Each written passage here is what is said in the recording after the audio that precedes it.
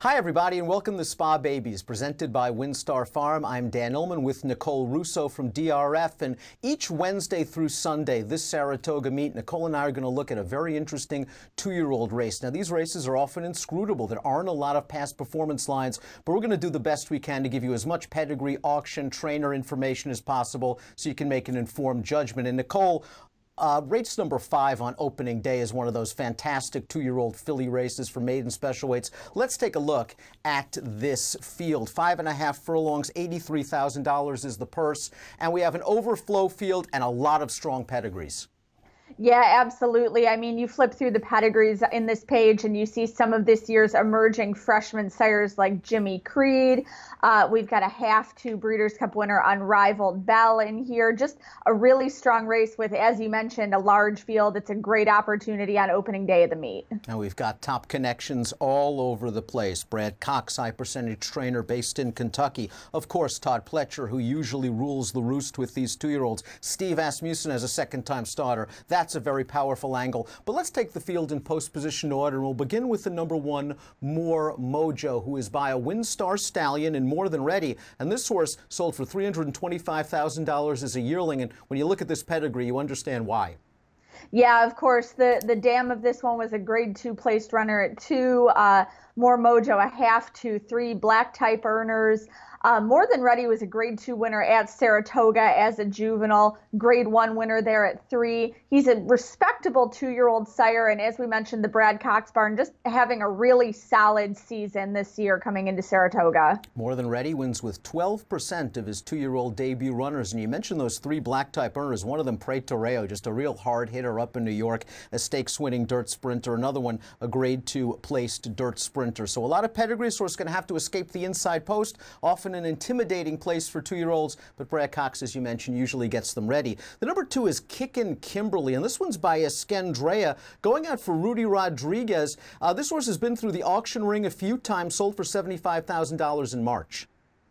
Yeah, definitely looking at the auction history of this horse, you think that she's one who's been coming along and developing at each stage of her life so far. Was a buyback at $45,000 as a short yearling, sold for $37,000 later in the year, and then $75,000 earlier this year. Those aren't staggering numbers, but they definitely indicate that she's been progressing and developing throughout her lifetime so far. There's a little bit of speed and precocity on the bottom of this pedigree. The dam was a stakes-placed dirt sprinter. The second dam won the grade 3 tempted stakes, going a mile as a 2-year-old. Skendrea, not really known for being the most precocious stallion. He gets about 10% of 2-year-old debut runners. But I like these connections. I like this work tab for Rudy Rodriguez and Irad Ortiz. And I wonder if this horse gets lost in the shuffle. There are a lot more sexier pedigrees than the 2, Kickin Kimberly. She's a horse I'd use in multiple race wagers. Let's talk about the 3, Perfect Miss, who's a filly by Discreet Cat, only a $20,000 yearling. I wonder if this horse would benefit from some experience.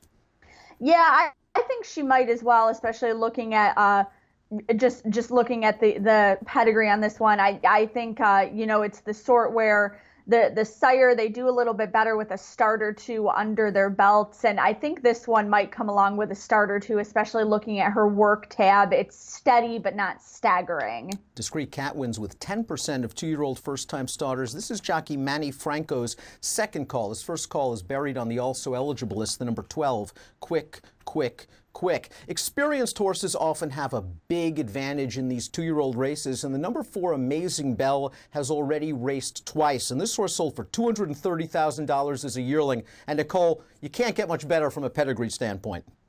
Yeah, when you look at her pedigree, it's easy to see why she brought that as a yearling. The dam is the grade 2 winning router, Queenie Belle. That makes this one a half-2 Breeders' Cup winner, Unrivaled Belle, who of course now is the dam of Unique Bella, that standout 3-year-old filly who's on her way back. Probably Amazing Belle has the class to win this, especially with the experience edge, and she can certainly do well as a 2-year-old, but it's worth noting that this is a later developing family.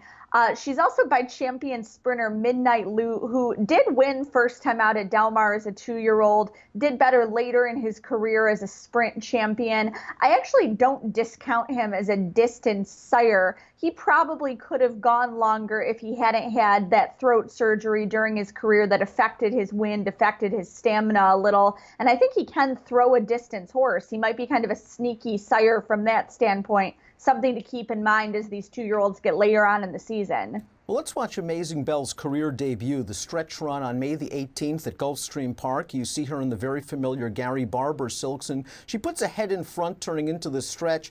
Very, very late to change leads. She's hanging on her left lead there. She changes, and she finishes a solid second. Mark Casse doesn't exactly crank them up to win first time out. Amazing Belle came back to run last month at Belmont on the turf. Another even performance, but I think you make a very good point. This is a late developing family. Maybe distance for Amazing Belle down the road. You know, with the experience, the connections, and this pedigree, she's going to take a good amount of money. The 5 Southampton Way is a very sneaky pedigree, and I wonder if she's going to go under the radar for a trainer that's just lighting it up this year, winning with 1/3 of his starters. Yeah, Southampton Way finished 5th in the first start on a muddy track at Pimlico. Maybe draw a line through that. You always have to kind of give them a mulligan first time out sometimes, especially when the track conditions come up like that. I have to a couple of stakes horses and buy last year's leading juvenile sire and Into Mischief. This dam has thrown some really nice longer distance horses. Tell a Great Story, a stakes-winning dirt router, Give No Quarter, Grade 2 placed on the turf. Even All I Care About was a stakes-placed turf router as well. So a little bit of turf, a little bit of distance, but I wouldn't be surprised if this one shows some speed with the addition of blinkers, some quick workouts. And again, I would be perfectly willing to throw out that muddy track debut. She didn't have to like it at all. We'll continue with the rest of the field in a minute, but first a word from our friends at WinStar Farm.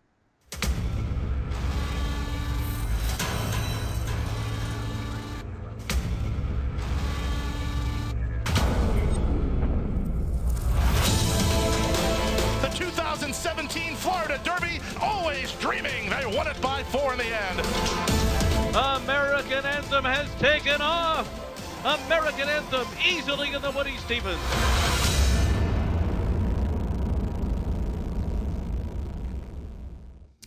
Welcome back to Spa Babies, presented by WinStar Farm. Let's move along with race number 5 at Saratoga on opening Friday. The number 6 is Crimson Creed, and trainer Ingrid Mason shipped a first-time starter into Saratoga last year with similar Arlington Park fast workouts. That horse took a ton of money, had a little bit of trouble, eventually went on to win a subsequent start. I have a feeling that Crimson Creed is pretty live, and this young stallion, Jimmy Creed, has gotten off to a remarkable start. Yeah, Jimmy Creed, by Distorted Humor, a very fast runner from a very good and fast family. He's currently sitting 3rd on the earnings list in a strong group of freshman sires and 2nd by individual winners. This horse, as you mentioned, Crimson Creed, has been working on the poly track at Arlington for her career debut, but her pedigree says speed on dirt on both sides. Out of the Forest Wildcat mare, Madam Red, who was a winner at 2, a Grade 3 place stakes winner at 3, really productive broodmare, the dam of 6 winners from 8 starters. Her most successful of those is the multiple stakes winner Crimson Comic by Distorted Humor, the sire of Jimmy Creed. So this is a cross that works, and really Crimson Creed I'm taking a hard look at in this spot in her career debut. And studying this work tab, it looks like she might have worked in company out of the gate on June the 23rd with an Ingrid Mason first-time starter that then went on off of that workout to win from off of the pace first out. This barn does very, very well with first-time starters. I'm going to use the 6 Crimson Creed in any kind of multiple race wagers. Let's look at the 7 Honey Glow by WinStar Stallion Speightstown. It's Todd Pletcher. It's John Velasquez. You know the drill. These horses are almost always live at Saratoga.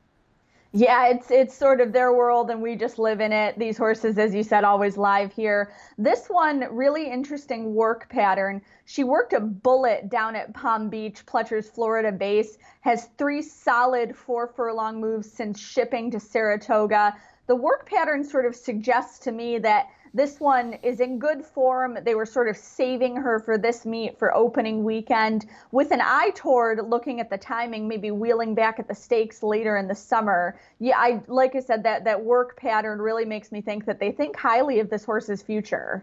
Speightstown wins with 13%, 2-year-old debut runners. This was an $87,000 buyback as a yearling, but again, a lot of pedigree on the bottom. The dam's a full to Indian Vale. Second dam won the test. Honeyglow herself a half to a 2-year-old debut winner, and the works look pretty good. If you look at the Welsh Vesey Clocker report, which is almost must use for these sort of 2-year-old races on DRF.com, the July 15th workout with the horse that's in the Schuylerville for Todd Pletcher. So Honeyglow is a horse that's a must use in any kind of multiple race wagers. The number 8 Sorority Sweethearts got a pretty big pedigree for trainer Michelle Nevin. She's a full sister to a couple of graded stakes runners.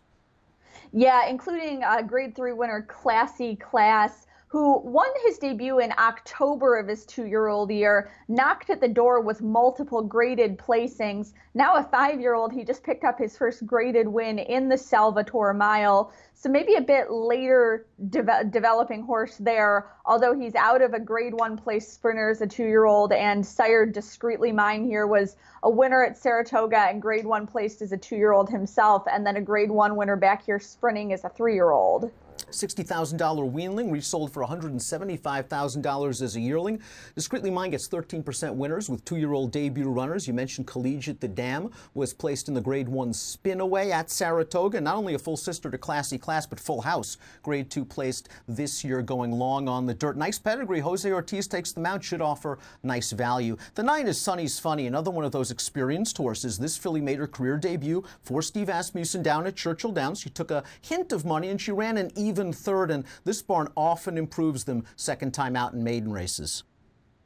Yeah, and the Asmussen barn has averaged about 5 2-year-old winners at Saratoga the last few meets, has debuted horses like Champion My Miss Aurelia here. Asmussen's barn has already won a dozen 2-year-old races this year. They're having a really good year with these young horses. He has 2 in the Schuylerville later on Friday's card, 2 in Saturday's Sanford for the boys. Just a nice horse from a barn that's having a really good season with these young horses. Here's a positive formulator fact for the Asmussen barn regarding Sonny's Funny. Over the past 4 years, with 2-year-old second-time starters in maiden special weight dirt sprints at Saratoga, 9 for 14, 64% winners, a $6.12 return on investment. Sonny's Funny looks live in the opening day maiden on the dirt at the Spa. The 10 is Country Affair, trained by the legendary Wayne Lucas, and this filly's got a tremendous pedigree. Yeah, she really does. She's out of a half-sister to Pioneer of the Nile. And Dan, you and I have talked a lot about Pioneer of the Nile as a stamina influence, a classic type horse, but we don't seem to talk a lot about the fact that he was a very good 2-year-old himself. He was a Grade 1 winner at 2. He's the sire of 2 2-year-old champions in American Pharoah, Classic Empire. So certainly the precocity in this family, along with the classic ability that they show later on, that's definitely a plus for Country Affair. And the Uncle Mo's, they come out firing first time out as well. He gets 20% winners with 2-year-old debut runners. The Dam not only a half to Pioneer of the Nile, but Forefathers, who was a solid enough sprinter in his day as well. But here's a formulator fact for Mr. Lucas. Over the past 5 years, 2-year-old first-time starters, dirt sprint, maiden special weight, Saratoga, 0 for 31. Only 1 in the money. But I have a feeling that this barn is bringing some extremely live, well-pedigreed horses, and it's very promising that Javier Castellano takes them out. I'd use this horse as a backup in any multiple race wager. Yeah, absolutely. And I definitely think that this is one to look at in the exotics as well. 2 horses on the also eligible list. They need scratch help in order to break in. Everybody Loves Me by the fast and promising young stallion McLean's Music. Quick for the Mary Lou Whitney stables. I think both of these horses have solid enough pedigree, solid enough work tabs, and should be considered if they break into the race. Yeah, definitely, especially Everybody Loves Me. Of course, everybody's getting to know McLean's Music now, brilliant winner of his only start. sire of Cloud Computing, winner of the Preakness in his first crop. And Everybody Loves Me is also out of a Forestry mare. That's an emerging young broodmare sire. He's the broodmare sire of juvenile champion and Kentucky Derby winner Nyquist. Which ones are you focusing on in race number 5 at the Old Spa on opening day? Gosh, I'm really taking a hard look at Crimson Creed, the Ingrid Mason first-time starter that we've discussed. I don't think that you can throw out Pletcher and Velasquez. I think they'll likely go off as the favorite, but I'm going to pair that one up with Crimson Creed and take a shot at a little bit of a price there on opening day. This race kicks off the pick 6 at Saratoga, race number 5. In any kind of multiple race wagers, whether it's a pick 6, a pick 3, and a double, you have to use Pletcher Honey Glow. I agree with you 1,000% about Crimson Creed, and maybe backups. I think this number 2, Kickin Kimberly, is going to outrun her odds, and of course Wayne Lucas's well-bred number 10, Country Affair. Nicole, thanks so much. We'll be back tomorrow here on video.drf.com to discuss a Saturday Spa Baby race and a Sunday Spa Baby race. We'll see you then for Spa Babies presented by WinStar Farm.